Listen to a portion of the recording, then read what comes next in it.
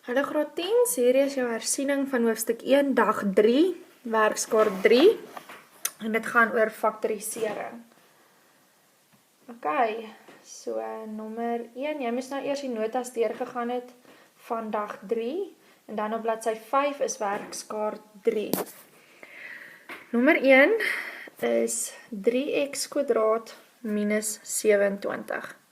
Die heel eerste stap van alle faktorisering is om 'n gemeene faktor uit te haal.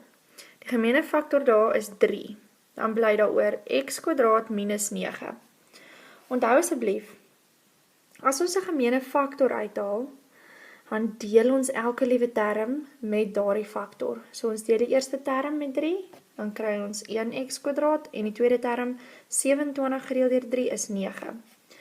Nou is daardie gedeelte in die hakies die verskil tussen twee kwadrate. Die 3 bly daar.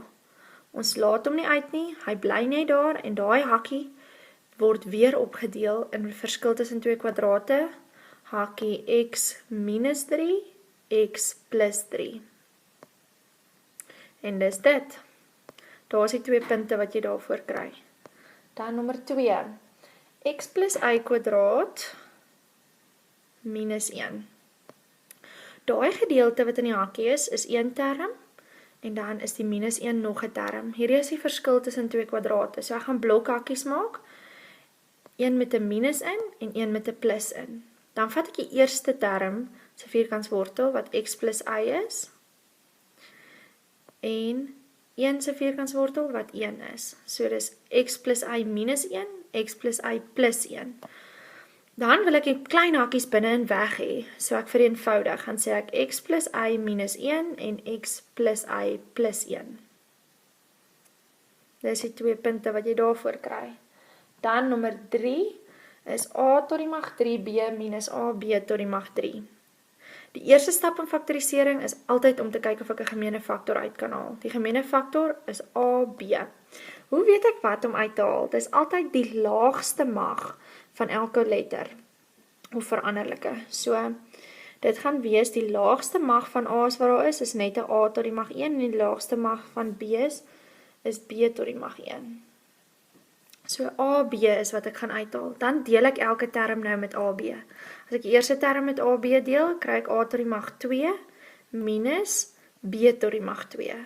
Aha, daai gedeelte in hakkies is nou weer die verskil tussen twee kwadrate, so hy kan nou nog verder opbreek. Die AB bly net daar vooraan, en daai hakkie word A minus B, A plus B. Daar is die 3 punte wat jy daarvoor sal kry. Dan by nommer 4, 2x² y minus 18y tot die mag 3.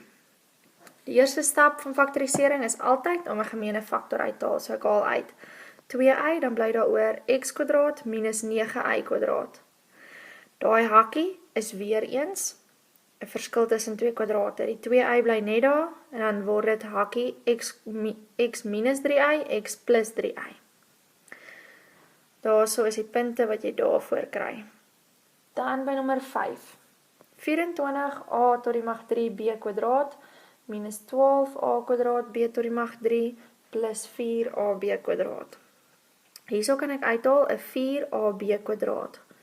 Onthou, ek kyk wat is die kleinste mag van A's en die kleinste mag van B's, en dis wat ek gaan uithaal.